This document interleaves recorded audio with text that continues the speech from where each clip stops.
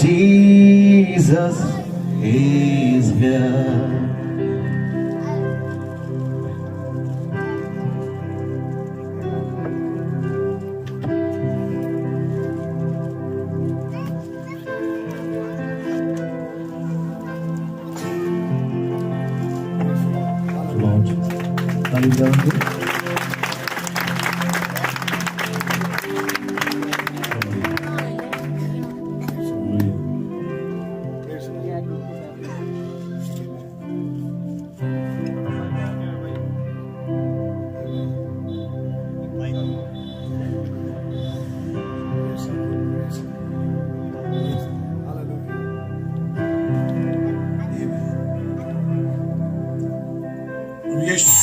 तारीफ हो। आमीन। आइए हम लोग निकालें रोमियो की पत्री और उसका रोमियो उसका 4था अध्याय और हम चाहेंगे कि हम उसकी 13वीं आयत से पढ़ें और हम उसकी 21वीं आयत तक पढ़ेंगे। रोमियो 4:13 से 21 तक। भाई थोड़ा मदद करें। 13 से 21। क्यों जो ओ बचन बई तू जगत दा अधिकारी होवेगा अब्राहम अथवा ओदी अंश नाल शरा दे राही नहीं सी होया सगों उस धर्म दे राही जेड़ा नेचा तो हुंदा है। पर जे शरा वाले अधिकारी हन तां नेचा निष्फल है अते ओ करार अकारत होया क्यों जो शरा क्रोध दा कारण हुंदी है पर जिथे शरा नहीं उथे उल्लंघना भी नहीं। इस कारण ओ नेचा तो होया बई किरपा दे अनुसार ठहरे। इसलिए जो करार सारी अंश दे लई पक्का रहे निरा उस अंश दे लई नहीं जेड़ी शरा वाली है परंतु ओदे लई भी जेड़ी अब्राहम जही नेचा रखदी है। ओ असा सबना दा पिता है जिवें लिखिया होया है कि मैं तेनू बहुतियां कौमां दा पिता ठहराया है अर्थात उस खुदा दी हुजूरी विच जेदी उसने प्रतीत कीती जेड़ा मुर्दियां नू जवालदा अते उन्हां अणहोईयां वस्तां नू एवं सददा है बई जानो ओ सन्मुख हन। निराशा विच आस नाल उसने प्रतीत कीती बई उस वाक दे अनुसार कि तेरी अंश एवं होवेगी ओ बालियां कौमां दा पिता होवे ਅਤੇ ਨੇਚਾ ਵਿੱਚ ਉਹ ਢਿੱਲਾ ਨਾ ਹੋਇਆ ਭਾਵੇਂ ਉਹ 100 ਵਰਿਆਂ ਦਾ ਹੋ ਗਿਆ ਸੀ। ਜਦੋਂ ਉਸਨੇ ਧਿਆਨ ਕੀਤਾ ਬਈ ਮੇਰੀ ਦੇਹ ਹੁਣ ਮੁਰਦੇ ਵਰਗੀ ਹੋ ਗਈ ਹੈ ਨਾਲੇ ਸਾਰਾ ਦੀ ਕੁੱਖ ਨੂੰ ਸੋਕਾ ਲੱਗ ਗਿਆ ਹੈ ਪਰੰਤੂ ਖੁਦਾ ਦੇ ਬਚਨ ਦੀ ਵੱਲੋਂ ਉਹਨੇ ਬੇਪਰਤੀਤੀ ਨਾਲ ਸ਼ੰਕਾ ਨਾ ਕੀਤੀ ਸਗੋਂ ਨੇਚਾ ਵਿੱਚ ਤਕੜਿਆ ਹੋ ਕੇ ਉਹਨੇ ਖੁਦਾ ਦੀ ਵਡਿਆਈ ਕੀਤੀ ਅਤੇ ਉਹਨੂੰ ਪੱਕੀ ਨੇਚਾ ਸੀ ਬਈ ਜਿਹਦਾ ਉਸਨੇ ਬਚਨ ਦਿੱਤਾ ਉਸਦੇ ਪੂਰਾ ਕਰਨ ਨੂੰ ਵੀ ਸਮਰਥ ਹੈ। ਇਸ ਕਰਕੇ गॉड ब्लेस यू। आइए प्रार्थना करेंगे। बहुत धन्यवाद देते हैं प्रभु यीशु मसीह इन सुंदर वचनों के लिए जो आज हमने पढ़े। ये सारे वचन अभिषेक हैं, लेकिन दुआ है कि आज शाम हमारे लिए आप इन्हें अभिषेक करें और इसमें से हमें कुछ खाने को दें। खुदा दूर दूर लोगों को जाना है, लेकिन इससे पहले कि हम लोग यहाँ से विदा हों, आपसे दुआ मांगते हैं कि आप आइए और अपने वचन से एक स्पेशल रीति से हमें ब्लेस करें और शाम को हमारे बीच में इस दिन के ठंडे समय जुम्बिश करें। और जैसा बागेदन में आप अपने बच्चों से फेलोशिप करते थे, आज शाम एक बार फिर इस जगह उतरें और हमारे साथ सहभागिता करें। आपका नाम मुबारक हो, आपके नाम की जय स्तुति तारीफ हो। पास्टर सुरेंद्र, उनके घराने को, भाई प्रेम को, पूरे चर्च को और तमाम लोग जो इंतजाम में आए हैं, बड़ी बरकत और आशीष दें। धन्यवाद हो खुदावन कि आप हमारे जहनों को खोलते चले जा रहे हैं। आपके नाम की जय स्तुति तारीफ हो, प्रभु यीशु मसीह के नाम से मांगते हैं, आमीन। आप लोग बैठ सकते हैं। गॉड ब्लेस यू, आमीन। प्रेज द लॉर्ड, हालेलुया, आमीन। इससे पहले कि हम आगे बढ़ें, मैं प्रभु यीशु मसीह में आप सबको फिर से शालोम कहूँगा। प्रभु आप लोगों को बड़ी बरकत और आशीष दें। बहुत ही खूबसूरत मौका है जबकि आज हम लोग सब यहाँ इकट्ठा हैं और मैं प्रभु का धन्यवाद देता हूँ कि प्रभु ने फिर से तौफीक दी कि मैं आप लोगों के बीच में आऊँ और इस सेव गाय के काम को करूँ। भाई सुरेंद्र को प्रभु बड़ी बरकत दें और उनके पूरे घराने को आपने बड़ा अच्छा इंतज़ाम किया, इवन खाना पीना हर चीज़ बहुत बढ़िया। प्रभु आप लोगों को बड़ी बरकत और आशीष दें, आमीन। प्रभु के नाम की तारीफ हो। यहाँ से लौटने के बाद अगले सप्ताह मुझे भिलाई जाना है, वहाँ एक मीटिंग है और उसके बाद नवंबर में मेरे को आंध्रा जाना है, वहाँ पे मेरी कई मीटिंग्स हैं। आप लोग भी मुझे प्लीज़ दुआ में याद रखिएगा। और मैं सोचता हूँ कि सेवकों को इस वक्त सबसे ज़्यादा दुआ की ज़रूरत है, क्योंकि ये वो लोग हैं जो कि खुदा के वचन का प्रचार कर रहे हैं और सच्चाई को बता रहे हैं। और क्योंकि आप सच्चाई को बता रहे हैं तो शैतान भी आपका ही विरोध करेगा, तो इसलिए इनको ऊपर उठाने की जरूरत बहुत ज्यादा है। सो प्रभु आपको बड़ी बरकत दें। मैं चाहूंगा कि थोड़ा हिला डुली कम करें, क्योंकि हमारे पास एकदम इतना बहुत ढेर सारा समय नहीं, लेकिन जितना समय हम चाहेंगे कि उसको वचन में बिताएं। मैं अभी इस पिछले इतवार को अपने चर्च में इस संदेश को रख रहा था और मैं चाहूंगा कि इस संदेश की कुछ और चीजों को आपके बीच में रखने की कोशिश करूंगा। और संदेश का शीर्षक ये है, मैं भाई भूपेंद्र से भी कार में शेयर कर रहा था, वायदा जब बहुत करीब आ गया। कैसे बोलूं इसको? वायदा ऐसे कहना चाहिए, वायदा अब बहुत करीब आ चुका है। मैं इसको इस तरह से बोलूं, जिस समय से मैंने और आपने विश्वास किया, उस समय से अब हम वायदे के बहुत करीब पहुंच चुके हैं। इस विषय पे कुछ बातें हैं जिसको कि फिर हमने जैसे सुबह सीखा, तस्वीरों में हम देखते हैं। और मैं खुदावन का धन्यवाद देता हूं, प्रभु यीशु मसीह का भी प्रचार तस्वीरों में ही हुआ। वो तस्वीरों को बनाते थे, दिखाते थे, और उन तस्वीरों में छिपे कुछ भेद होते थे जो मसीह के चेले ही समझते थे। प्रभु का नाम मुबारक हो, आमीन। थोड़ी देर के लिए हम वचन को देखने की कोशिश करेंगे। ये पौलुस है जो कि अल्फा युग का संदेशवाहक है, और अल्फा युग का संदेशवाहक होने के नाते ये एक नींव रख रहा है जिसके ऊपर बाकी दूत बनाएंगे।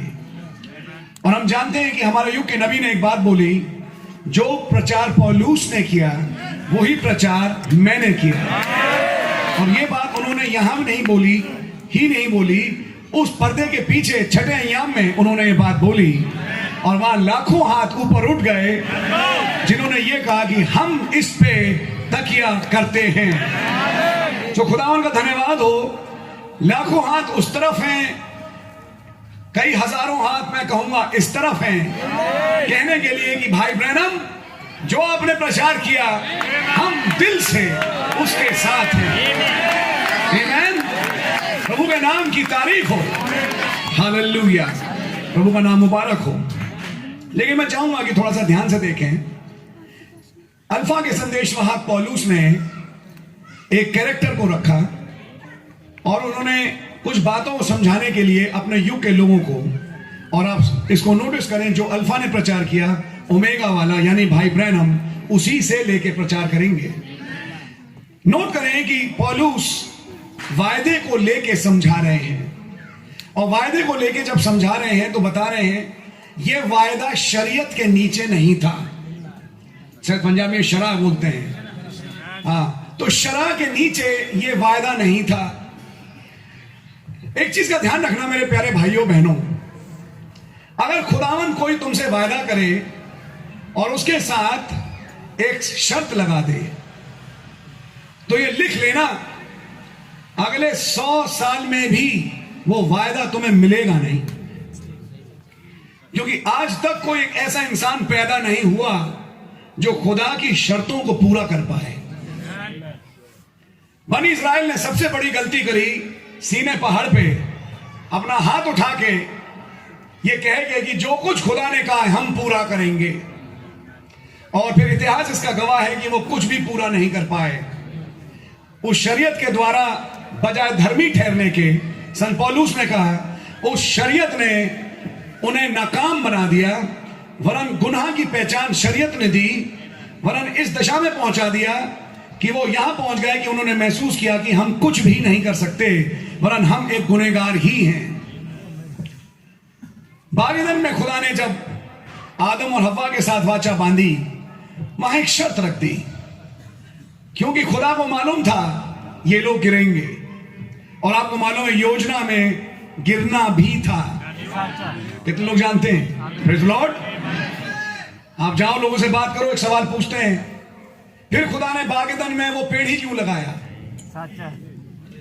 फिर हव्वा ने को फल खाने ही क्यों दिया? समझ मानिए आपके, खुदा पेड़ नहीं लगाता। ये आपने कई जगह सवाल सुने होंगे, खुदा पेड़ ही नहीं लगाता।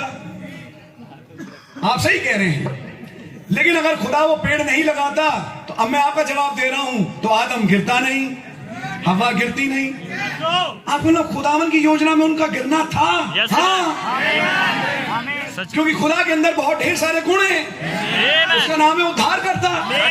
सवाल है अगर इंसान गिरे नहीं तो उद्धार किसका करेगा? अगर इंसान बीमार ना पड़े तो चंगाई किसको देगा? तो इन गुणों को भी तो खुदा ने प्रकट करना है। तो खुदावन की योजना में गिरावट थी, और याद रखिए बिना इल्म से पेश था। आप सुन चुके हैं, इससे पहले कि कुछ भी हो, ना दुनिया थी, ना जगत था, ना परमाणु था, ना अणु था, केवल खुदा ही था। उस समय खुदा ने अपने मन में एक मेमना ज़बह किया। खुदावन को एक मेमना ज़बह करने की जरूरत क्यों है? अभी तो कोई दुनिया भी नहीं, अभी तो कुछ भी नहीं, इंसान भी नहीं। खुदा को पहले से मालूम था मेरी योजना छुटकारे की है, और जिस सृष्टि को मैं बना रहा हूं, जिस कायनात को मैं बना रहा हूं, वो इस योजना को पूरा करने के लिए है कि मेरा काम एक छुटकारे का है। छुटकारा सृष्टि के लिए नहीं बना, सृष्टि छुटकारे के लिए बनी है। आप है मेरे साथ ना? इस चीज को समझें। तो बिना इल्म से पेश था, खुदावन के दिमाग में एक मेमना ज़बह हो चुका था, इसलिए खुदा को मालूम था पहले से कि एक गिरावट आएगी। याद रखना, जिस शैतान से आज कई लोग डरते भी हैं, शैतान भैया आ जाएगा, शैतान ये कर देगा, शैतान वो कर देगा। आज मैं आपको बताना चाहता हूं, अगर आप खुदा के बुलाए हुए हैं, शैतान कुछ भी नहीं कर सकता, शैतान छू भी नहीं सकता। और अगर शैतान आपको गिरा रहा है तो यह भी खुदा की योजना के नीचे ही है। जब शैतान ने हव्वा को भरमा लिया तो इससे क्या खुदा की योजना रुक गई? एक्चुअली शैतान इस्तेमाल हो गया। योजना पूरी करने के लिए। शैतान इस्तेमाल हुआ खुदा की योजना पूरा करने के लिए। ये शैतान को भी नहीं मालूम कि मैं भी इस्तेमाल हो रहा हूं। सुन रहे हैं आप? शैतान को भी नहीं मालूम कि मैं भी इस्तेमाल ही हो रहा हूं। शैतान बड़ा खुश, इसको मैंने खत्म कर दिया। खुदा ने कहा एक और दे रहा हूं, खत्म कर इसे। मार, चल मार, चल इसे भी मार, मारते जा मारते जा मारते जा। बाइबल के बीच में आऊंगा और एक झटके में सबको खड़ा कर दूंगा, खड़ा करके इन्हें रैप्चर में ले जाऊंगा, ताकि मैं ये दिखाऊं मेरा नाम पुनरुत्थान है, मेरा नाम जीवन है। हालेलुया। अब पुनरुत्थान किसका करूं जो मरे ही नहीं? तो किसी ने मारना भी तो है, किसी ने गिराना है, मारना है, बीमार करना है। तुम मारते जाओ और मैं अपना गुण दिखाता जाऊं।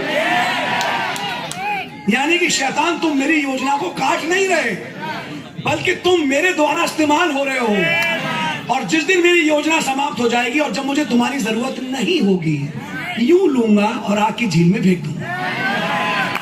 कुछ आई समझ में?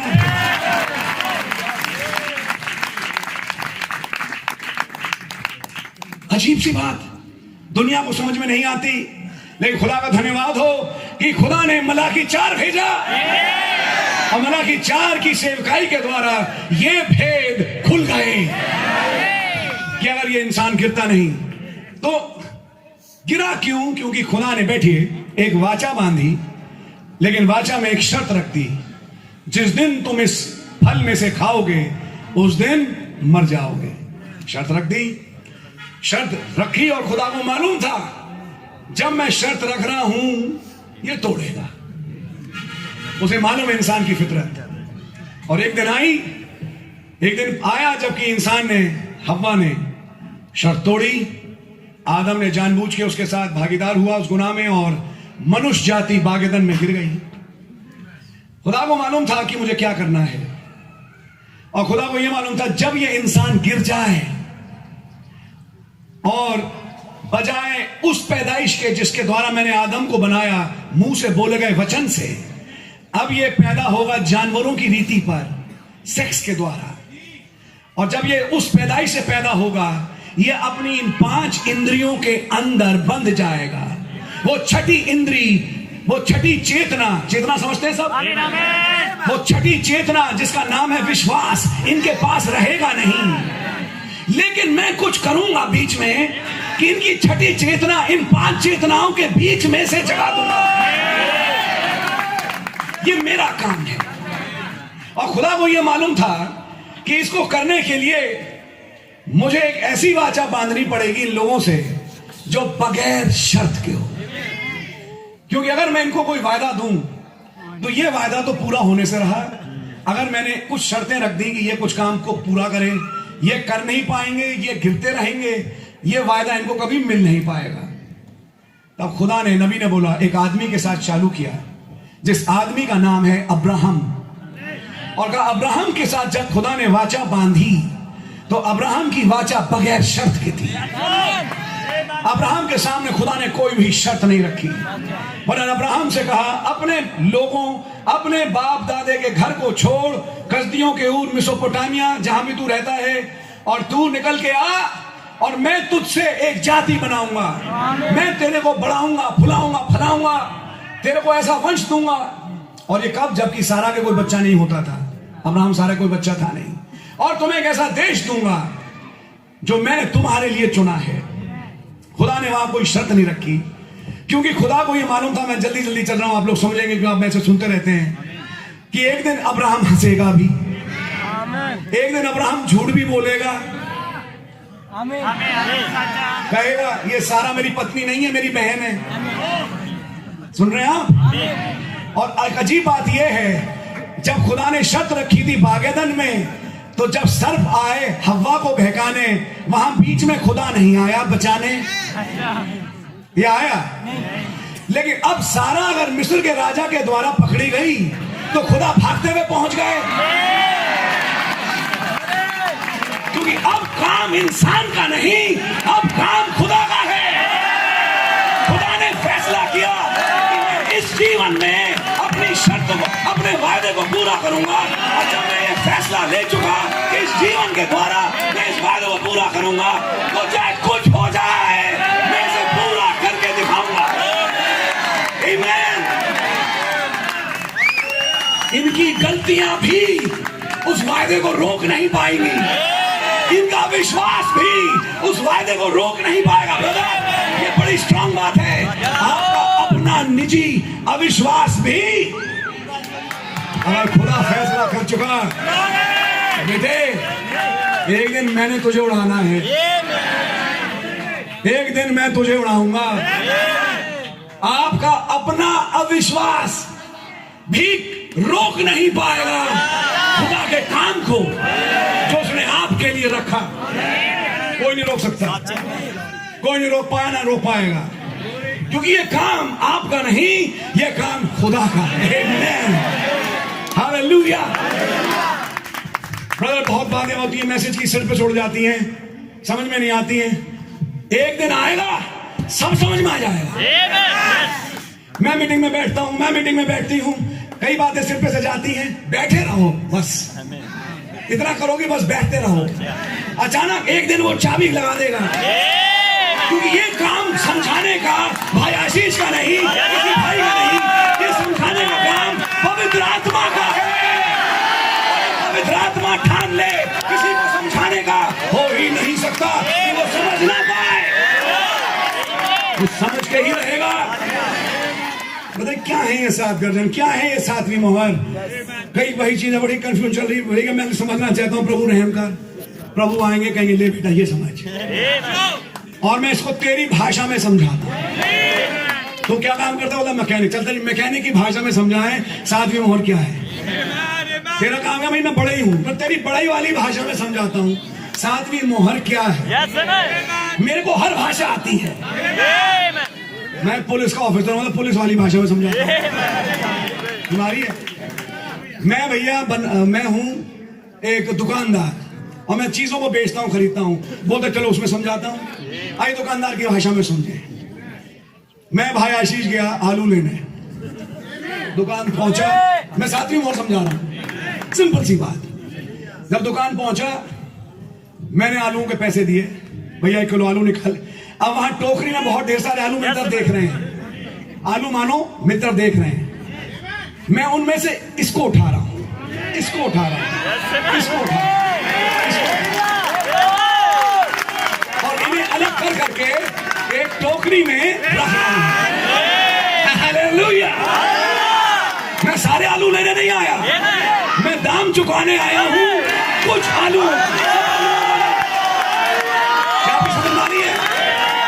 मैंने कुछ आलू लिए, आलू लेके टोकरी में रख दिए।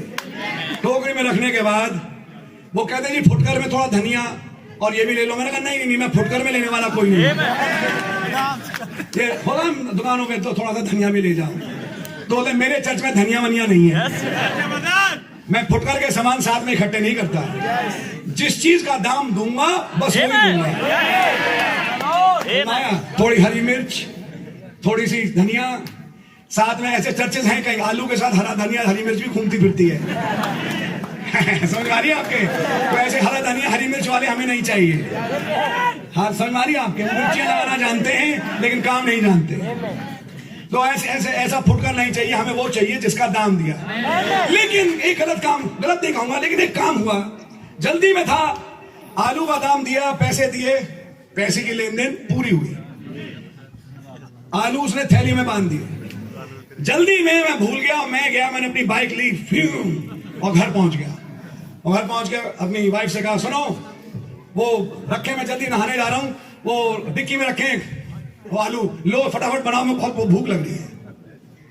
मैं नहा धो के निकला तो मेरी वाइफ मुझसे कहती है कहाँ है आलू, आप तो आलू लाए नहीं। मैं क्या वही बात कर रही हो तुम, अभी तो आया हूं मैं दुकान के पास से, मैंने पैसे भी दिए, सब दिया, और वो रखे डिक्की में। बोले आप भी खोल के देख लो भाई। जाके डिक्की खोली, यार ये आलू गए कहां, आलू तो है नहीं यहाँ पे। मैं समझा रहा हूं 7वीं मोहर, यहाँ पे समझना, आलू तो यहाँ है ही नहीं, ये आलू कहां गए। अरे यार दुकानदार ने लगता है मेरे साथ चीटिंग करी है, पैसे ले लिए, आलू नहीं दिए। और मैं तो बल्कि डिक्की हमेशा लॉक करता हूं, कोई ले भी नहीं सकता, चोरी भी नहीं हो सकते। फिर ये आलू कहां गए? फिर उसके बाद क्या किया, मैंने फटाफट गाड़ी जोती, वापस पहुंचा दुकान। हाँ भाई, हेलो।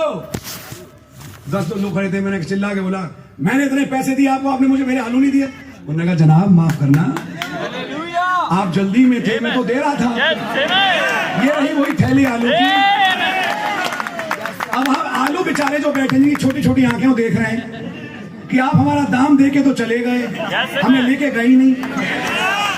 सुन रहे हो?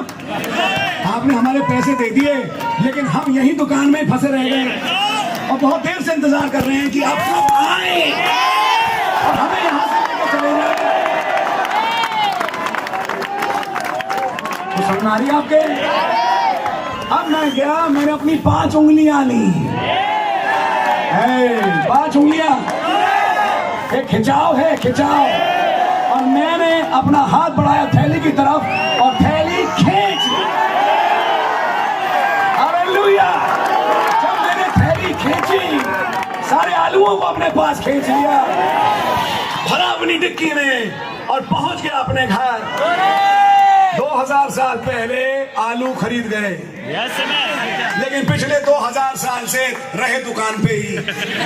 लेकिन 1963 में जब 7वीं मोहर खुली, जिसने दाम चुकाया था इन आलूओं का, सारे आलूओं का नहीं, कुछ आलूओं का, और जिनके दाम चुकते गए वो भीड़ में से निकलते गए और एक थैली में आते गए, उनके ऊपर एक मोहर लग गई।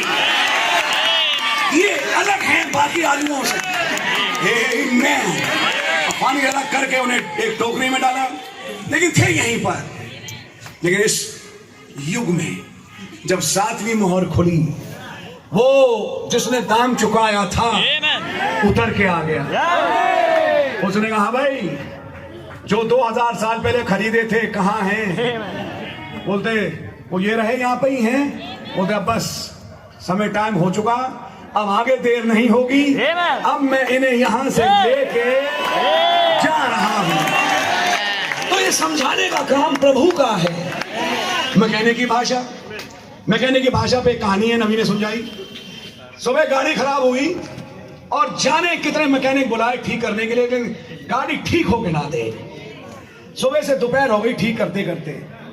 हर एक कोई अपना टटपुंजा, एक तार यहां जोड़ दूं, यहाँ ये जो टटपुंजा घूमते हैं, बब्बू मिस्त्री, ऐसे मेरे घूमना आप जानते हैं, हम सब इस चीज के बब्बू मिस्त्री, पप्पू मिस्त्री, ये सारे हमारे शौकर वाले लगा दिया। क्या चेपे वाला काम, चेपी वाला टटपुंजिया। तो लगा दो, गाड़ी चालू नहीं हुई।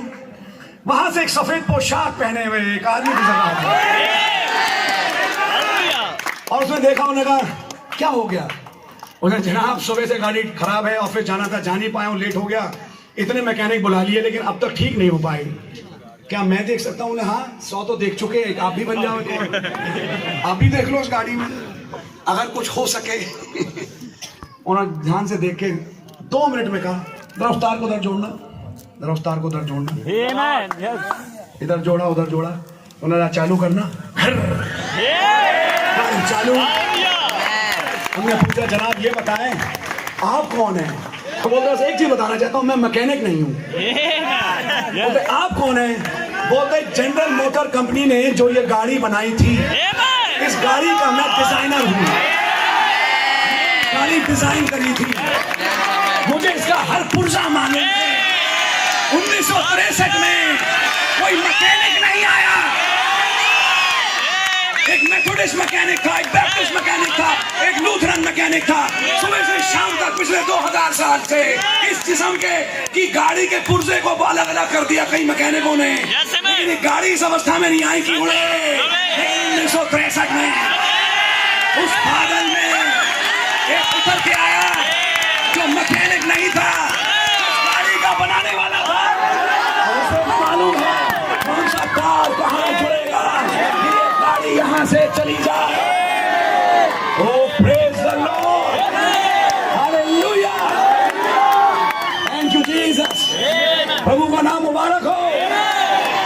प्रभु के नाम की तारीफ हो। कोई सी भाषा उठा लीजिए, पवित्र आत्मा को मालूम है जब उसे समझाना हो वो मिनट से पहले यूं समझा देगा, मिनट से पहले समझ आ रही है आपकी, और एक खट से बात आती है और सब चीजें साफ। Seven thunder's and seven thunder's, seven thunder's क्या है? सेवन थंडर्स, सेवन थंडर्स कुछ नहीं है, एक छोटा सा भेद है मेरे प्यारे भाई, जो लिखा नहीं छिपा है। और जब पवित्र आत्मा समझाने बैठेगा तुम्हारी भाषा में समझा देगा। अब नबी ने क्या खेती नहीं समझाई? क्या नबी समझा गेहूं का दाना?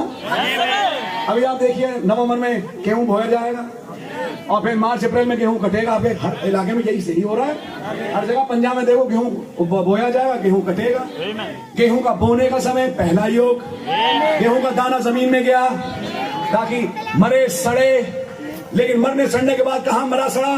कलीसिया कालों में रोमी कैथोलिक चर्च की कब्र के नीचे वो वचन रूपी बीज जो पेंटेकोस्ट के दिन था, मरा गड़ा सड़ा। लेकिन फिर लूथर के युग में एक ठूंठ निकला, वेस्ली के युग में बालें निकली, पेंटेकोस्टल युग भूसी था। लेकिन जब भाई ब्रैनम आया एक पहला बीज आया और फिर और बीज आ गए, और जब बीज आ जाते हैं तो कटनी का समय आ जाता है।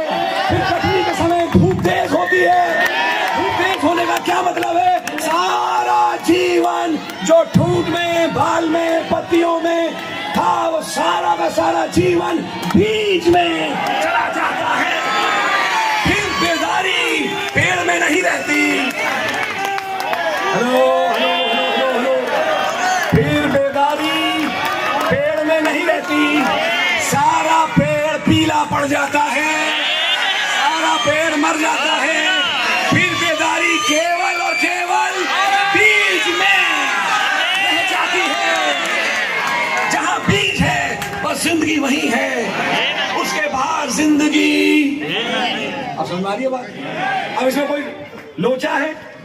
कुछ नहीं, सिंपल भाषा है मेरे भाई, इसको समझने में 2 मिनट लगती है। जब बीज पके तो पकने के टाइम बीज भूसी अलग होती है। आप है मेरे साथ? और ये वो टाइम था जब बीज भूसी से अलग हो रही थी कि रूत की मुलाकात बोआज से हुई। आप है मेरे साथ? अब ऐसे बाइबल आप जोड़ते जाइए, पवित्र आत्मा सिखाता जाएगा। मैं टच भी नहीं करूंगा, टाइम होता जा रहा है। आप घर जाइए, ढूंढिए बाइबल, आपको अपने आप मिलेगा। बहुत सिंपल है बाइबल, बहुत सिंपल है। और खुदावन के पास भाषाएं हैं समझाने के लिए। नबी ने एक वैज्ञानिक से पूछा, तुम रॉकेट तो बना रहे हो, मुझे ये समझाओ एक गाय कैसे हरी घास खाती है, सफेद दूध देती है, जिसमें से पीला मक्खन निकलता है, ये रंग कैसे बदलते हैं, समझाओ जरा। नहीं आते तो आप पाएंगे दुनिया में बहुत ढेर सारी चीजें हैं जो समझाई नहीं जा सकती, लेकिन खुदा समझाने पे आए तो ये समझाए। क्या बताएं ब्रदर? मैं आपको बताऊं, यही फायदा है उस वाचा का जिस पे कोई शर्त नहीं। खुदा को मालूम है जिसे मैंने चुना है ये गिरेगा। बनी इज़राइल क्या बड़ी सिद्ध कौम थी, और जब बालाम को बालाक लेके गया उनके पिछवाड़े हिस्से दिखाने, यानी कि देख इनके गलत काम, ताकि तू प्रेरणा पाए इन्हें श्राप देने के लिए। क्या इनके पिछवाड़े काम नहीं थे? पढ़िए, लिखा है पिसगा की चोटी पे उनके पिछवाड़े काम दिखाए। क्या उनमें गलतियां नहीं थी? बहुत गलतियां थी, बहुत थी। लेकिन वो एक चीज भूल गए। नबी ने कहा कि उनके पास एक पिटी चट्टान है, उनके पास मेमने का लहू है, उनके पास पीतल का सांप है, उनके पास लहू है, उनके पास प्रायश्चित है। और मैं बताऊं ब्रदर, जिस कौम के पास उसका प्रायश्चित है, शैतान उसका कुछ नहीं निकाल सकता, कुछ नहीं। भूल जाओ, जब तक आप उस प्रायश्चित के नीचे हैं आप सिद्ध हैं। Praise God. और यही पौलुस क्या समझाना चाह रहे हैं अपनी पहले युग को कि ये क्या व्यवस्था के अनुसार मिला। बैठिए, समस्या ये थी, समस्या पौलुस तो नए नए चर्च बना रहे थे, एस्टैब्लिश कर रहे थे, कुरिन्थियों, रोमियो, तमाम जगहों पे पौलुस तो नए नए चर्च एस्टैब्लिश कर रहे थे। पीछे से यरूशलेम हेडक्वार्टर से कुछ लोग आ रहे थे। बाइबल को ध्यान से पढ़ना। मैं खासतौर से आप सेवकों को मैं इनवाइट करूंगा कि आप घर जाएं और प्रेरितों काम की पुस्तक पूरी पढ़ें, तिमोथियस की पत्री पूरी पढ़ें, गलतियों की पत्री पढ़ें, आपको वहां ये मिलेगा। पौलुस ने कलीसियां स्थापित करी, कुरिन्थियों की, रोमियो, इफिसियों, गलतियों, ये तमाम पौलुस की सेवकाई के द्वारा चर्चेस बने हैं। मैंने फकी फरीसी अब नहीं कहूंगा, मैंने कहूंगा मैसेज के चर्च, मैसेज के चर्चेस थे ये, जो संदेश मानने वाले थे। लेकिन पीछे से पौलुस के कुछ और आ गए। कहां से आ रहे हैं भाई? हेडक्वार्टर से, यरूशलेम से। पढ़िएगा, प्रेरितों काम में लिखा है। और वो कौन थे? कुछ उसमें से यहूदी थे। उनमें से उन्होंने कहा कि वह जब हमारा खतना हुआ तो आपका भी होना चाहिए। इन चीजों को लेके वो इन चर्चेस में घुस गए और सबको समझाने लगे और बरबस उनको विवश करने लगे, तुम्हारा भी खतना होना चाहिए, तुम्हारा भी खतना होना चाहिए। और कई लोगों ने माना भी, कहा कि भाई हेडक्वार्टर से आ रहे हैं, जहां से पवित्र आत्मा उतरा, जहां पे यीशु मसीह थे, जहां मनुष्य के पुत्र की सेवकाई हुई, जब उस जगह से कोई आए तो क्या गलत बताएगा? नहीं आई समझ में। आज की तारीख में सोचिए, आज भी एक संदेश आया, मनुष्य के पुत्र की सेवकाई अमेरिका में आई। जब हेडक्वार्टर से कोई आ जाए, जी मेरे माई बाप, आप जो बताएंगे वो तो सही होगा, क्योंकि आप तो हेडक्वार्टर से आ रहे हैं। मैं चाहूंगा घर जाके बाइबल पढ़िए और देखिए हेडक्वार्टर वालों ने किया क्या। मैं किसी को ऊंचा नीचा दिखाने की कोशिश नहीं कर रहा, लेकिन मैं आपको खाली एक तस्वीर दिखा रहा हूं बाइबल की। जिनकी अपनी कोई स्टैंडिंग नहीं वहां के चर्च में, वो पहुंच रहे हैं पौलुस के द्वारा स्थापित की गई कलीसियाओं में, और वहां जाके अपनी अपनी चीजें ठूस रहे हैं। तुम्हारा खतना होना चाहिए ना ब्रदर, आपका सरकमसिजन नहीं हुआ, सरकमसिजन करो, ये है वो है। मेरे पास भी कुछ ऐसे आए कि आपको मालूम, ये जो पंजाबी ड्रेस बहनें पहनती हैं, ये आदमियों का ड्रेस है। मैंने कहा तो आप पहनोगे? मेरा एक आपको खरीद के मैं देता हूं, आप पहनो, आदमियों का है। माफ करना, मैं बड़े कड़े दिमाग का आदमी हूं। मेरे से जब पल्ले कोई पड़ता है ब्रदर, तो माफ करिए अगर मैं गलत आदमी हूं। मुझसे कहा कि ये जो पंजाबी बहनें जो सलवार कमीज पहनती हैं, ये आदमियों का ड्रेस है। मैंने कहा क्या पहने? बोले फ्रॉक, स्कर्ट ड्रेस है। मैं सोचता हूं यहां पर भी ये हवा आई होगी, है ना? स्कर्ट पहनना चाहिए वो जैसे, और जैसे नबी ने भी देखा, हाँ जी, तो स्कर्ट पहनना चाहिए। हमने कहा चलिए बताओ तो फिर आपके अनुसार आदमी के कपड़ों की परिभाषा क्या? बोले आदमी का कपड़ा वो होता है जिसके जैसे पैंट है तो इसके बीच में पार्ट है, ये कटा है। जो औरतों का ड्रेस है उसमें पार्ट नहीं होना चाहिए। हमने कहा वेरी गुड। हमारे किसी भाई ने एक सवाल पूछा, तो फिर यहूदियों का ड्रेस कैसा था? फिर यीशु मसीह ने क्या औरतों का पहना था? क्योंकि उसमें तो कोई पार्ट था नहीं। तुम्हारे सवाल हमारे जवाब। अब ये अकल है, सोच है। मिनट से पहले दिमाग से कुछ लोगों को नजर से उतार दिया, अरे तुम पंजाबी ड्रेस पहना है ब्रदर, गलत शिक्षा में चल रहा है आप। हमने कहा आप अपनी सही शिक्षा बताइए, आपकी सही शिक्षा क्या कहती है?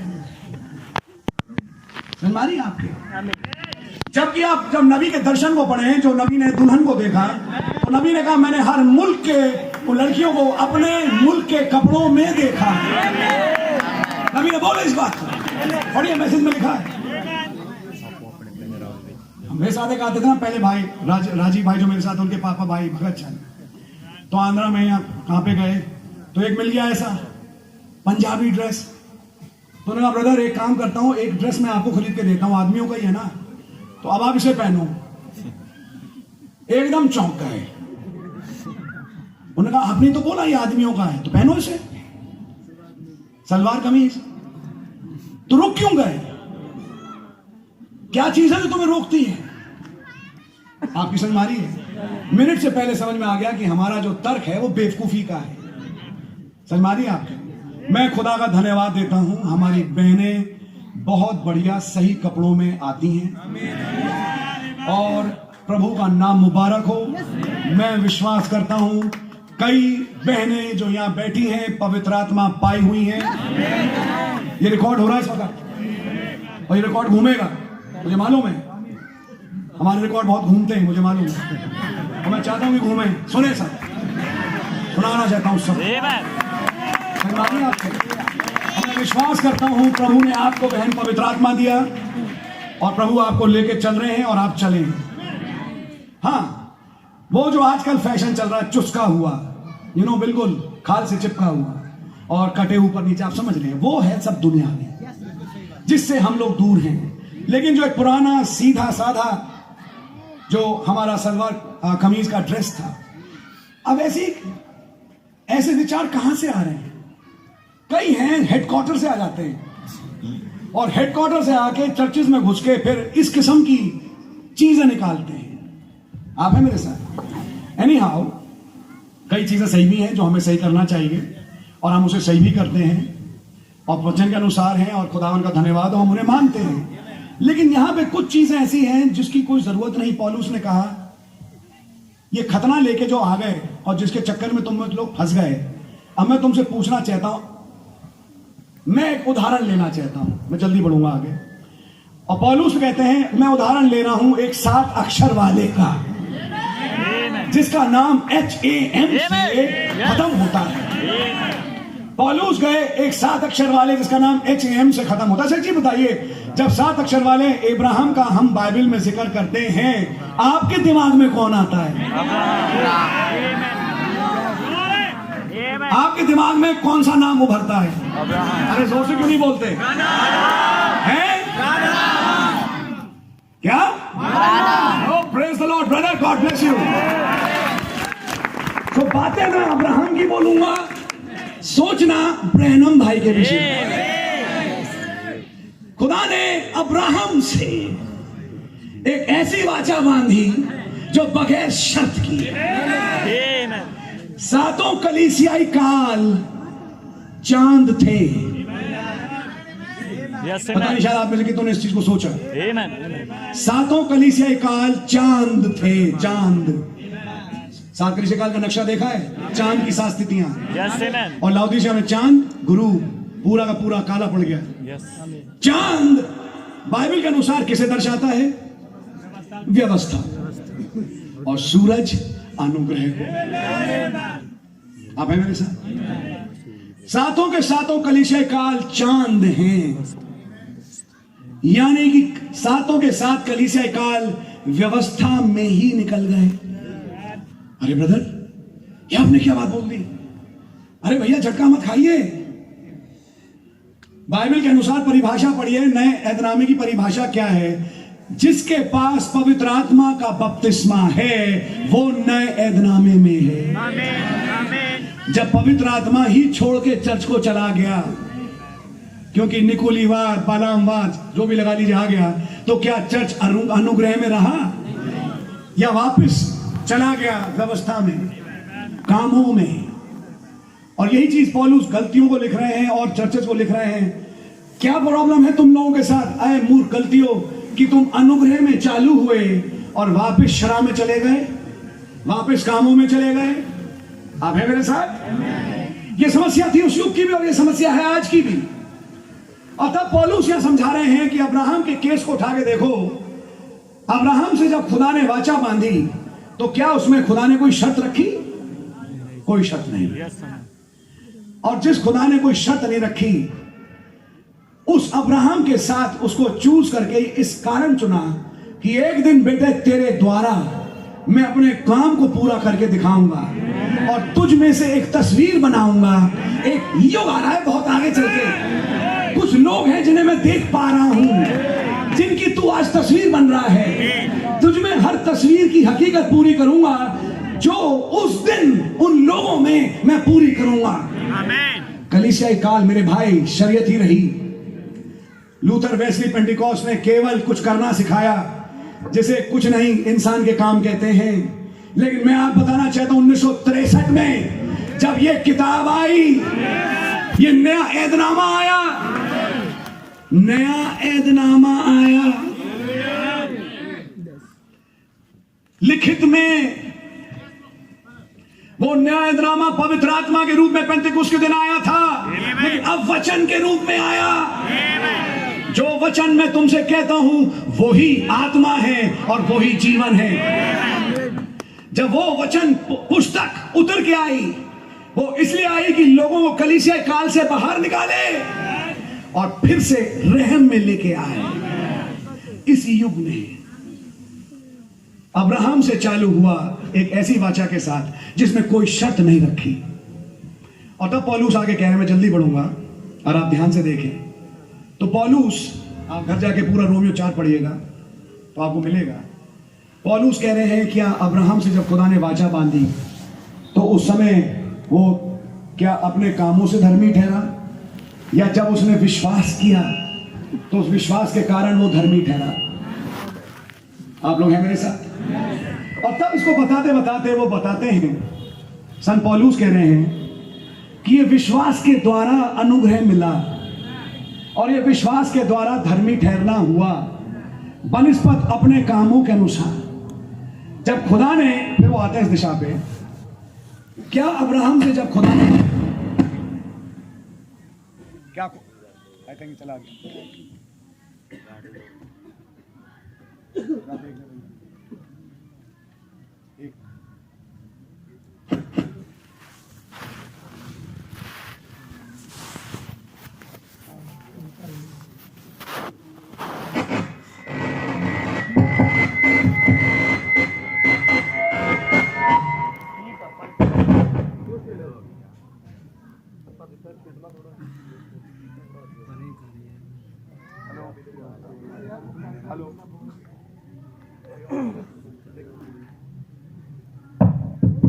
हेलो, प्रेज द लॉर्ड, आमीन।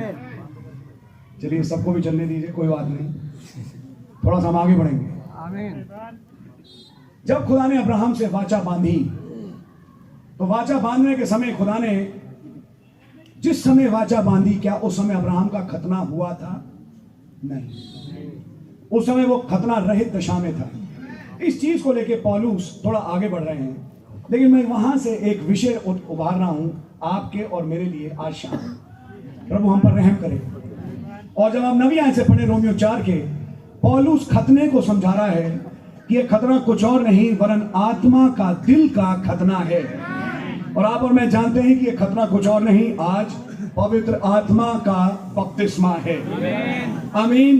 अब थोड़ा सा मेरे साथ तेजी से चलना होगा, और मैं जानता हूं आप संदेश पढ़ते हैं तो आपको समझ में 2 मिनट में बातें आएंगी ना। नोटिस करें, जब पौलुस ने खतने के विषय में बात चालू करी तो मुझे बताएंगे कि पौलुस उत्पत्ति के कौन से अध्याय में होगा? जवाब 17वां अध्याय। यह 17वां अध्याय है जहां खुदा ने आके पौलुस को खतने की आज्ञा दी। उस समय अब्राहम की उम्र क्या थी? 99 साल। अब मैं आपको एक और चीज दिखाना चाहता हूं कि खुदा ने जब वायदा किया तो वायदा केवल अब्राहम से था और उसकी पत्नी सारा के साथ था। खुदा ने केवल अब्राहम और सारा को ही बुलाया था, लेकिन उस बुलाहट में साथ में लूत भी आ गए। कुछ दिनों तक उनका बाप तेरा भी उनके साथ चला। फिर बीच में एक लड़की आ गई जिसका नाम हाजरा है, और उसे भी एक बेटा पैदा हो गया जिसका नाम इस्माइल है। ये सब किसके घर में हो रहा है?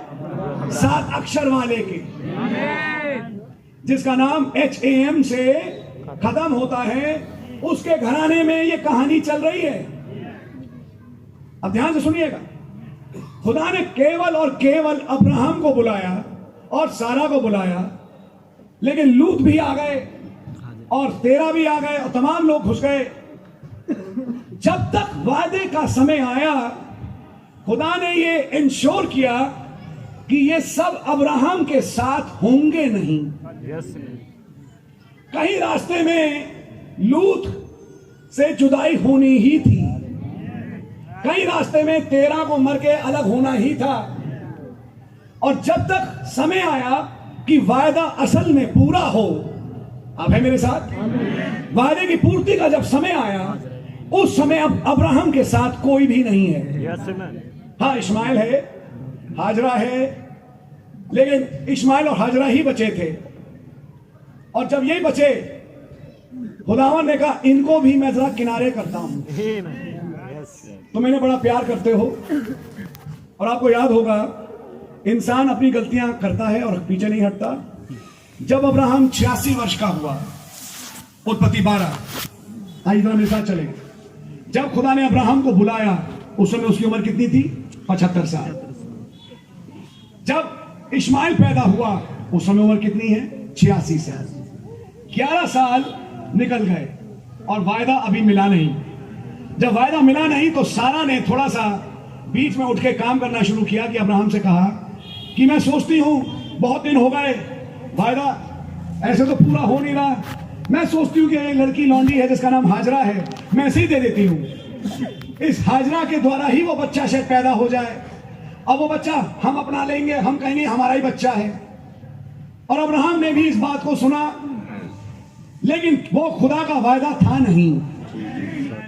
आप हैं मेरे साथ? वो खुदा की सिद्ध इच्छा थी नहीं।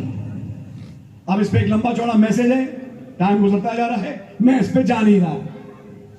ऐसी कई हाजराएं हैं जो हमारे अब्राहम, जिसका नाम भाई विलियम ब्रैनम है, के घराने में घुस गई हैं।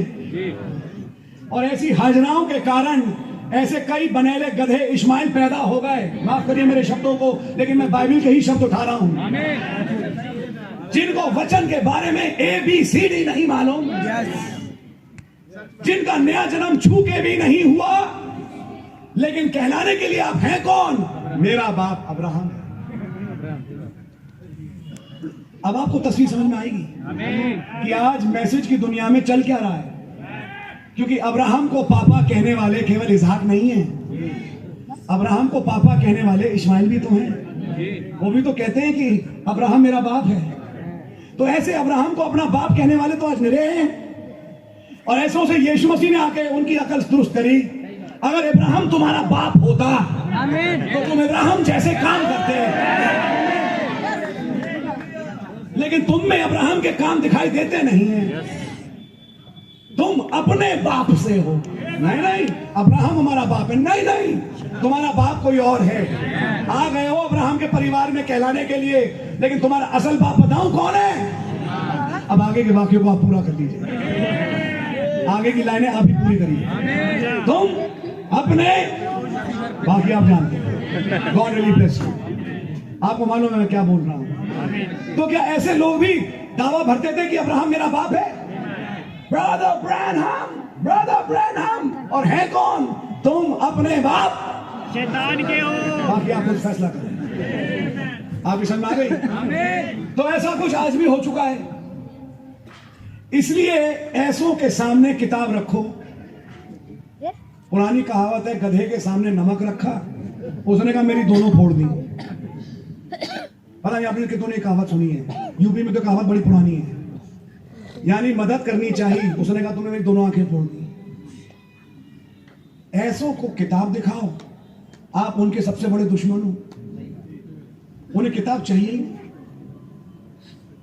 बाकी मैं आगे बोलना नहीं चाहता, लेकिन यह भी एक हिस्सा है जो अब्राहम पे दावा भरता है कि वो मेरा बाप है।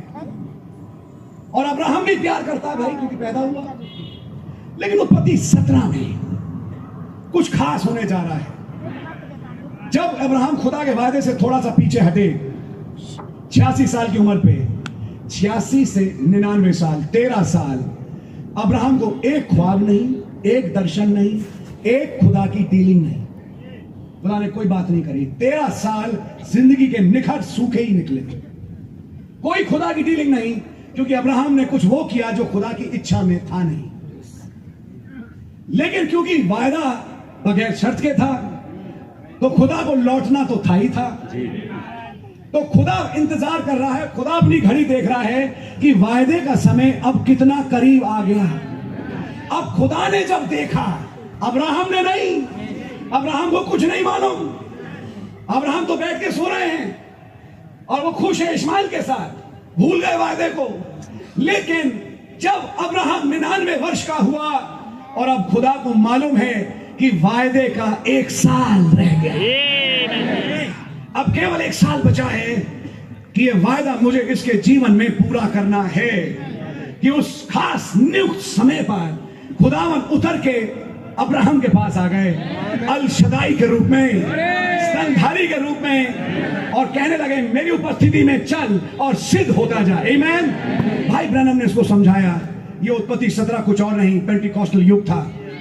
और उत्पत्ति 17 एक बहुत बड़ा अध्याय है पवित्र आत्मा के बपतिस्मे का, कि उत्पत्ति 17 में ही खतने का नियम दिया गया, जो कि तस्वीर है पवित्र आत्मा के बपतिस्मे का। क्योंकि उत्पत्ति 18 में जिस्म बदल नहीं सकता जब तक उत्पत्ति 17 में खतना ना हो उस बदन में। अर्थात जिस जिस्म ने पवित्र आत्मा का बपतिस्मा नहीं पाया उसका जिस्म बदल नहीं सकता। बगैर पवित्र आत्मा के बपतिस्मे के तुम्हारा देह बदलाव है नहीं। आप हैं मेरे साथ? लेकिन मैं वहां से कुछ और निकाल रहा हूं। अगर आप बाइबल को गौर से देखें, घर जाकर उत्पत्ति 17 पढ़िएगा, आपको वहां मिलेगा कि खुदा ने अब्राहम से कहा अब से तेरा नाम अब्राहम है।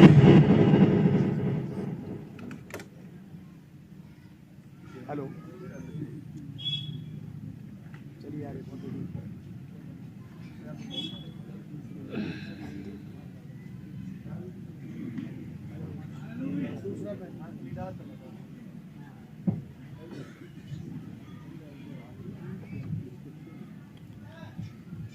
हेलो। जब वादे का 1 साल बचा, ध्यान से सुनिएगा, और अब्राहम 99 साल का हो चुका है, खुदावन सीन पर उतर के आए, आमीन, एल शदाई बन के, और कहा मुझ में से तू अपना आत्मिक दूध ले। आमीन। नबी ने एक और वाक्य बोला, अपने नए जिस्म को मुझ में से पी ले। तो अब्राहम जो पी रहा था वही उसका नया बदन था। आप हैं मेरे साथ? फिर उस अध्याय में कहा कि तेरा नाम क्या है?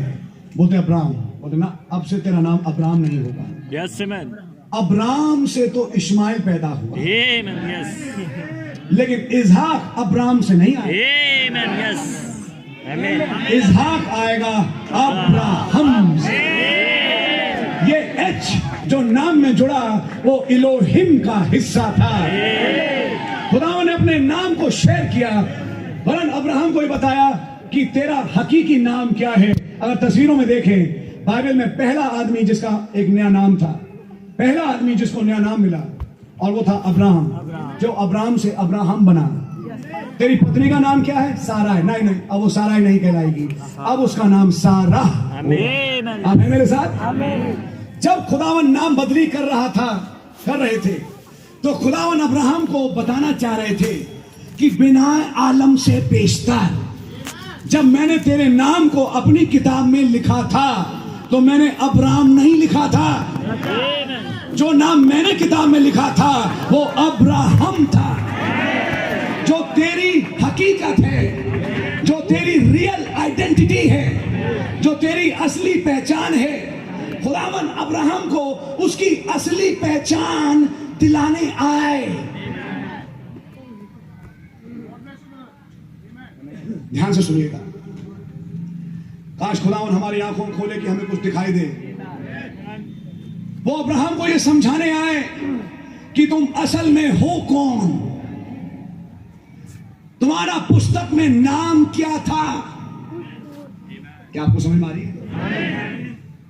जब अब्राहम ने उस पुस्तक में, जो कि मेमने की जीवन की पुस्तक है, अपना नाम देखा, बाइबल में पढ़िए, तस्वीरों में लिखा है, ठीक उसी समय अब्राहम हंसा, और अब्राहम ने हंस के कहा इस्माइल ही हमेशा बना रहे, मेरे तो इस्माइल ही काफी है।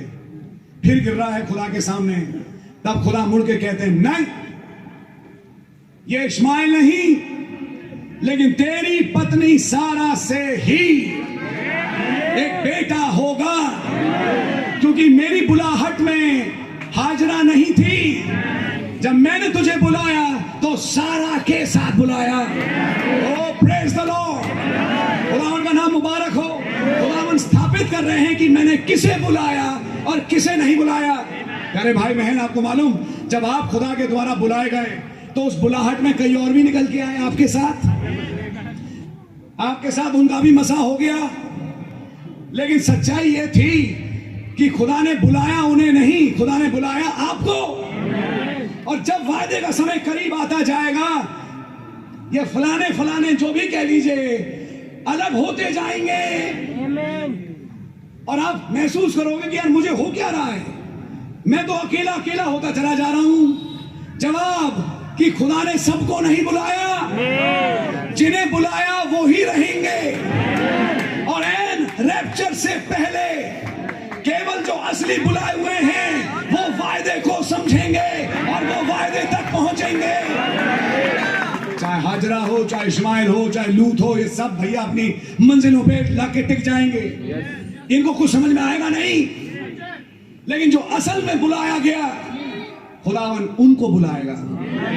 और जब खुदा ने नाम बदली करी और खुदा ने कहा कि अब से तेरा नाम अब्राम नहीं अब्राहम होगा और तेरी पत्नी का नाम सारा नहीं वरन सारा होगा, तब खुदावन ने, अब आप लोग मैसेज जानते हैं तो मैसेज की बातों को समझेंगे, वहां एक बात डिस्क्लोज करी।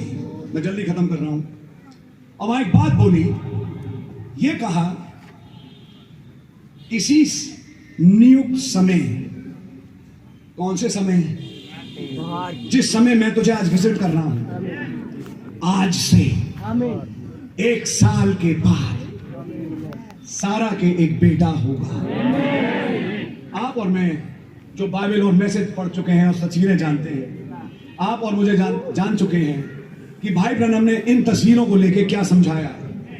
उन्होंने स्पष्ट रूप में यह समझाया कि जब अब्राहम और सारा के बेटा पैदा हुआ जिसका नाम इज़हाक है, जो कि वायदा की हुई संतान थी, तो नबी ने बोला हमारे लिए भी एक वायदा किया हुआ बेटा है जो स्वर्ग से आ रहा है, जिसका नाम प्रभु यीशु मसीह है।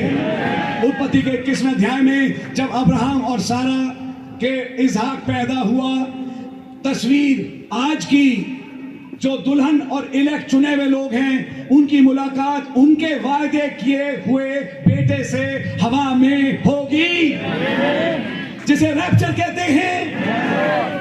क्या ये रैप्चर है? कुछ सवाल आपके दिमाग में? तो खुदावन उत्पत्ति 17 में कर क्या रहे हैं? रैप्चर की तारीख और समय अब्राहम के सामने खोल रहे हैं और कह रहे हैं कि अब वायदे का 1 साल बचा है। ध्यान से सुनिए, ये बातें मुझे बहुत हिलाती हैं। मैं यहां पे कोई डेट सेट नहीं कर रहा और मैं कुछ तारीखें नहीं बना रहा कि भाई इतने दिन इतनी तारीख को आमद होने वाली है, आप तैयार हो जाओ और आप उड़ोगे। मैं ये सब नहीं कह रहा, लेकिन मैं आपको तस्वीर दिखाने आया हूं और मैं सोचता हूं कि वो तस्वीर आज शाम आप देख पाओगे। जैसे ही वायदे की पूर्ति का समय पहुंचा, ठीक वायदे की पूर्ति से 1 साल पहले अल शदाई के रूप में जब वो आया, सबसे पहले उसने उसका नाम बदला और उसको उसकी हकीकत समझाई कि तुम हो कौन। और जब उसे समझ में आ गया कि मेरा नाम अब्राम नहीं अब्राहम है, इस अब्राहम के साथ क्या जुड़ा हुआ जीवन है उसे समझ में आना चालू हो गया। और जब ये चीज उसको समझ में आना शुरू हो गई, उसने कहा बस 1 साल बाकी है। 17वां अध्याय यही खत्म होता है। अब जरा मेरे साथ प्लीज 5 मिनट के लिए थोड़ा सा चलो जरा। अगर वायदे का 1 साल बचा है तो 1 साल में से 9 महीने तो प्रेगनेंसी के निकलेंगे। साल में कितने महीने? 12 में से 9 महीने तो प्रेगनेंसी के निकलेंगे। प्रेगनेंसी किस स्त्री की? जिसके बच्चा ही नहीं होता, या मैं कहूं आप व्यस्त हैं, समझेंगे जिनमें मासिक धर्म था ही नहीं। नबी ने बोला, वचन के अनुसार भी है। तो 1 महीना चाहिए मासिक धर्म के शुरू होने का, कि मासिक धर्म शुरू हो तब वो कंसीव करे, तब एक पेट में बच्चा पड़े, तब 9 महीने के बाद बच्चा पैदा हो। तो 9 महीने बच्चे के, 1 महीना साइकिल होने की मासिक की, तो टाइम कितना बचा? 10 महीने तो उसमें निकल गए। तो केवल 2 महीने बचे थे। किस बात के? इस बात के अब्राहम को यह पता लग गया, मैं तो रहा बुढ़ा। और जब आप रोमियो में पढ़ें तो बहुत खूबसूरती से आपको यह समझ में आएगा कि नबी आयत में वो उत्पत्ति 17 में है। लेकिन जब आप 19वीं आयत में आए रोमियो 4 की, तो आपको मिलेगा अब्राहम ने अपने शरीर को देखा भी नहीं जो अब मर चुका था, जबकि वो अब लगभग 100 साल का था। अब्राहम लगभग 100 साल का कब हुआ? उत्पत्ति 17 में नहीं, अब वो 17 से उठ के 18वें अध्याय में आ गया है। ये वो समय है जब वो अब 100वीं साल की तरफ पढ़ रहा है। वो एक आखिरी साल, वो एक 25वां साल जो बचा था, जिसके बाद वायदा किया हुआ बेटा आ जाएगा, उस आखिरी साल में खुदा कुछ करने पर था। आज मैं आपको दिखाना चाहता हूं, जैसे जैसे अब रैप्चर करीब होता जा रहा है, खुदावन को दिख रहा है कि आज जब अब्राहम की संतान यहां बैठी है, इसके साथ मुझे क्या करना है। और तब खुदा ने अभी कुछ दिन पहले हुए एक भाई को भेजा। पंजाब में भी आया, दिल्ली में भी आप लोगों ने अटेंड करी मीटिंग। उसका मेन विषय क्या था? उसका मेन विषय था तुम्हारा नया नाम, तुम्हारी पहचान, तुम पहले क्या थे, तुम्हारी पृथ्वी की यात्रा और तुम्हारा अनंत गंतव्य। ये चीजें वो समझाने आज क्यों आ रहे हैं? ये चीजें आज दिखाने क्यों आ रहा है भाई? पवित्र आत्मा इन चीजों को क्यों दिखा रहा है आपको और मुझे? कहीं ऐसा तो नहीं ब्रदर कि हमारा भी वायदे का समय अब बहुत करीब आ चुका है?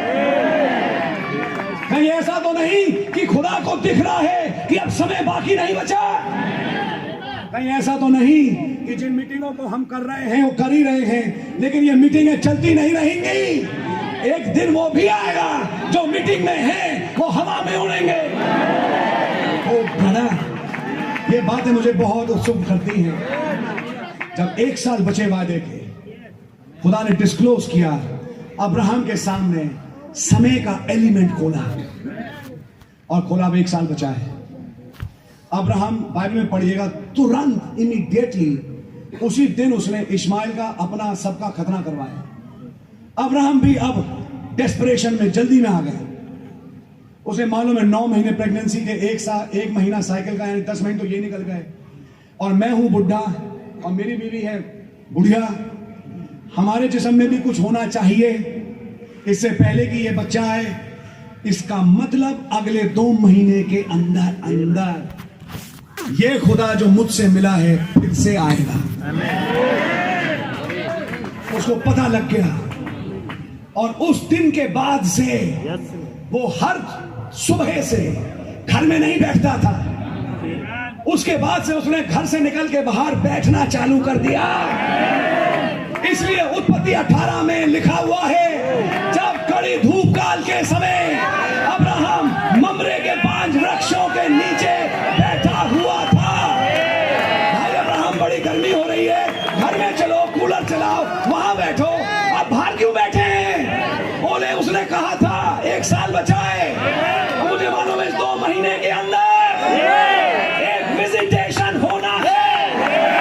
मुझे मालूम है कि वो फिर से आएगा। मुझे मालूम है कुछ होने वाला है।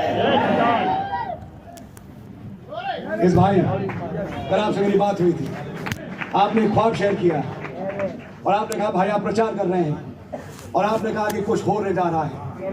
मैं आपको सच्चाई कह रहा हूं, कुछ होने जा रहा है। सच है ब्रदर। जिन्हें दिखता है गॉड ब्लेस देम, नहीं दिखता मेरी दुआ खुदा उन्हें दिखाए। ये मीटिंग ऐसे ही नहीं हो रही, ये इसलिए हो रही है कि वायदे का समय बहुत करीब आ चुका है। हम अपने वायदे के बहुत करीब है मेरे भाई। ठीक वायदे से पहले उसने किताब खोल दी, उसने नया नाम दिखा दिया, उसने उनकी जिंदगी की हकीकत समझा दी। और उस हकीकत को समझने के बाद वो घर में बैठ नहीं पाया। उसे मालूम था एक विजिटेशन और होगा।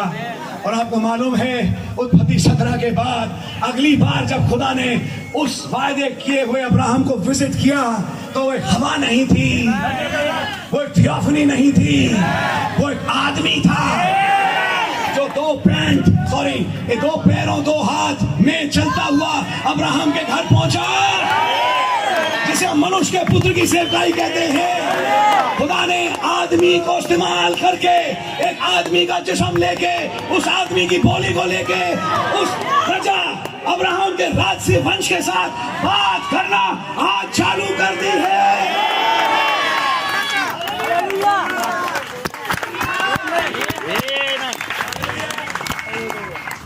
भाई बहनों ने कहा वो रोज इसलिए बैठता था, उसे मालूम था आज कुछ होने जा रहा है, आज कुछ होने जा रहा है, आज कुछ होने जा रहा है। एक गहराव को पुकारा है। एक फनुएल की बेटी है जिसका नाम हन्ना है, एक शिमाउन है जिसे मालूम है कि आज मीटिंग में कुछ होने जा रहा है, जिसे मालूम है कि ये मीटिंग यूं ही नहीं हो रही।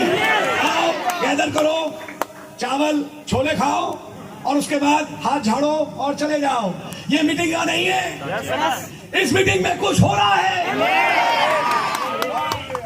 मैं आपको बताना चाहता हूं, जब मैं मीटिंग खत्म कर रहा हूं, वायदे का समय अब बहुत करीब आ गया है। अब वायदे के हम बहुत करीब पहुंचे हैं। समझ आ रही है? अगर कुछ नहीं होता तो फिर मिलेंगे, लेकिन अब ये दिखता है कि बहुत जल्दी अब वहां मिलेंगे, क्योंकि वो समय अब बहुत जल्दी से करीब आता जा रहा है। और जैसे जैसे समय करीब आता जा रहा है, वो तुम्हारी जिंदगी की हकीकत खोलता जा रहा है कि तुम हो कौन। वो शीशा लेके आ गया, जिस शीशे में आपने देखा और आपने चिल्ला के कहा, मामा ये तो मैं हूं, ये मेरी तस्वीर है, ये मैं हूं। ये हकीकत खोलना, ये शीशे का दिखाना कब हुआ? नए नाम का दिखाना, किताब का खुलना, ये कब हुआ? जब वायदे का समय आ गया। आज मैं और आप उस वायदे के बहुत करीब पहुंच चुके हैं। आपको लोग बेवकूफ समझेंगे, आपका मजाक उड़ेगा।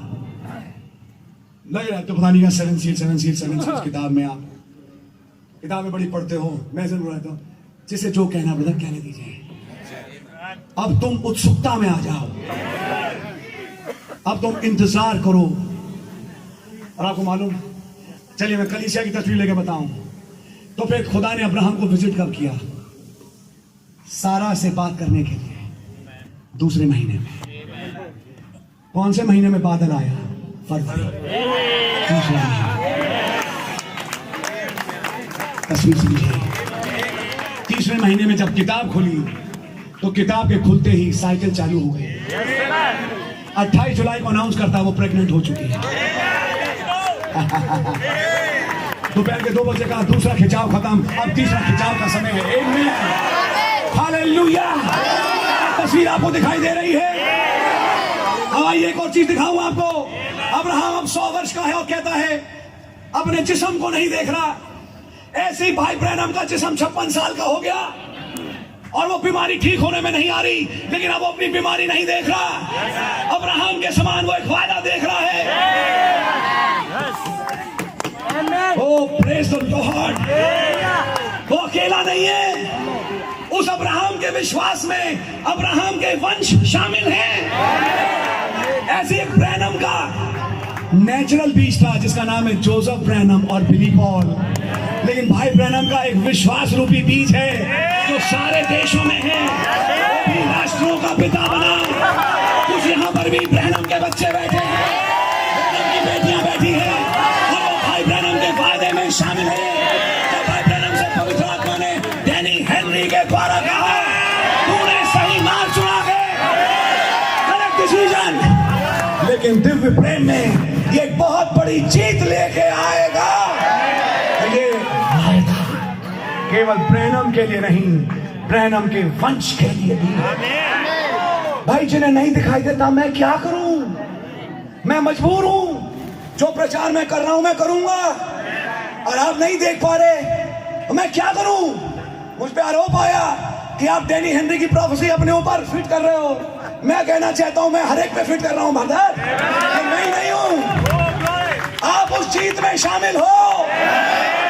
फिर 56 साल की उम्र पे जब चंगाई मिली और वो गया और उसने देखा वो गिलहरी जो मुंह में पड़ी थी जिसने पेट खराब किया, अब 42 साल हो चुके हैं। अय्यूब के 42 अध्याय खत्म हो चुके हैं। वो 6 इंच खत्म हो गए। और जब वो गिलहरी मरी हुई मिली, नबी ने उसे मैश किया और एक आवाज आई, तेरा दुश्मन मर चुका है। जब वो अब्राहम से बात कर रहा है तो हर वंश से बात कर रहा है। वो आपसे भी कह रहा है, तुम्हारा दुश्मन मर चुका है।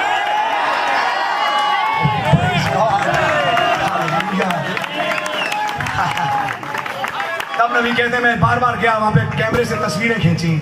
कैमरा क्यों लेके जा रहे हो? कैमरे से तस्वीरें सारी घटना की क्यों खींच रहे हो? अरे घटना तो आपके लिए थी, आप रखो अपने साथ।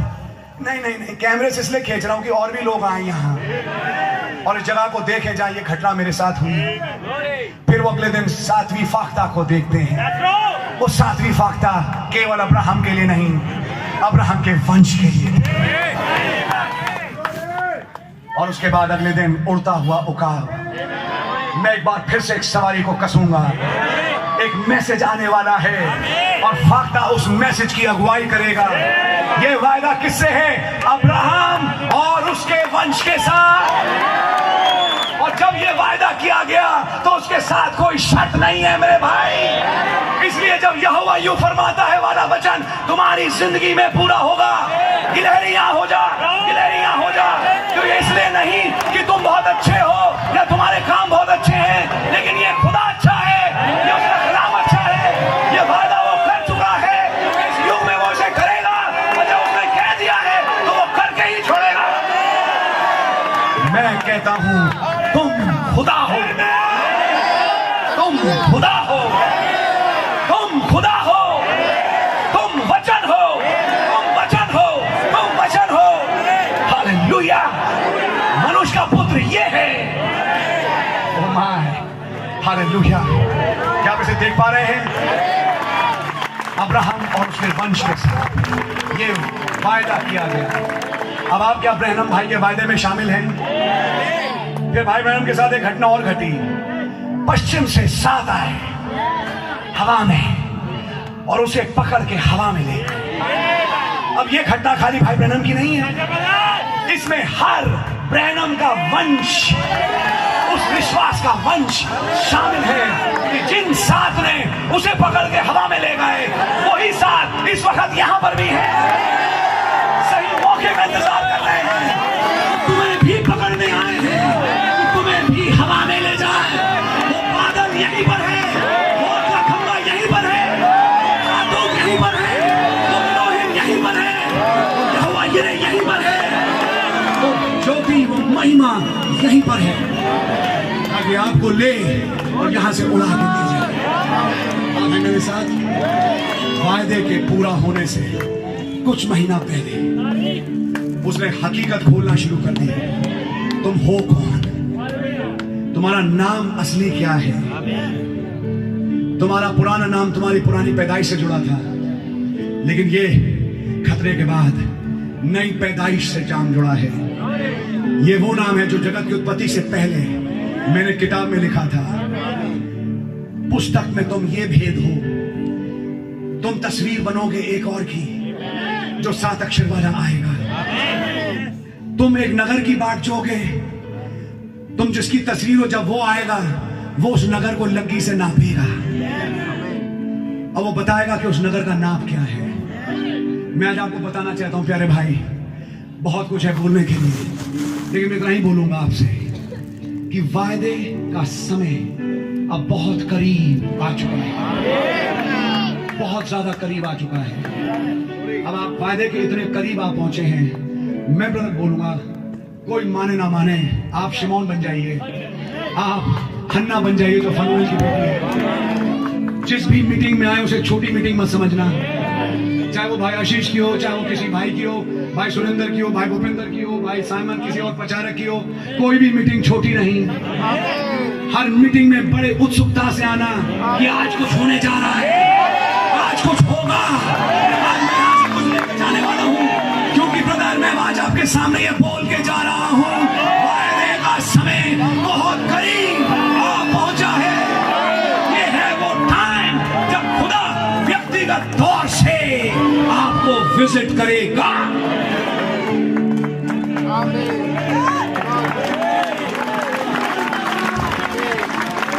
अब ये तुम्हारे विजिटेशन का टाइम है। ये वो टाइम है जब विजिटेशन तुम्हारे पास आएगा। उस विजिटेशन को मिस मत करना, क्योंकि अब तुम समय के उस टुकड़े में आ चुके हो जब विजिटेशन तुम्हारे पास आएगा। तैयार रहना, वो किसी भी जिस्म को इस्तेमाल कर सकता है। अब वो एक जिस्म में होके आएगा, कुछ बोलेगा, और अगर तुम पकड़ गए तो निकल गए, अगर मिस कर गए तो रह गए। लूत नहीं पकड़ पाया, अब्राहम पकड़ लिया और उसका जिस्म बदल लिया, सारा का जिस्म बदल लिया। क्या आप देख पा रहे हैं? जैसा भाई कह रहे थे वो फटा कोट पहन के आया, सच बात है, किसी पैंट को शर्ट को पहन के भी आ सकता है। हो सकता है कोई पंजाब की धोती पहन के, कोई सिर पे पकड़ बांध के आ जाए और आपको लगे तो हमारा भाई है, लेकिन वो भाई नहीं है। उसका नाम है इलोहिम, जो इंसानी जामे में आया। क्या इलोहिम पंजाबी में बोल सकता है? इलोहिम को हर भाषा आती है। आपकी भाषा में कुछ बोलेगा, आपको लगेगा मेरा भाई बोला, लेकिन ये आपका भाई नहीं था, ये वही इलोहिम था जो में आया। अब आप और मैं उस समय में आ चुके हैं। ऐसे टाइम पे एक बेवकूफी मत करना कि आपसी रंजिशों के कारण मीटिंगों को आप मिस करो। आप बहुत कुछ खोगे, और इसलिए मैं आपसे कहूंगा इन तमाम चीजों को पीछे कर दो और अपने विजिटेशन पे कंसंट्रेट करो, क्योंकि अब ये तुम्हारा दिन है, ये सारा का दिन है, ये सारा का समय है। खुदा का नाम मुबारक हो। God really bless you. मैं भाई सुंदर Lord, praise the Lord. Hallelujah.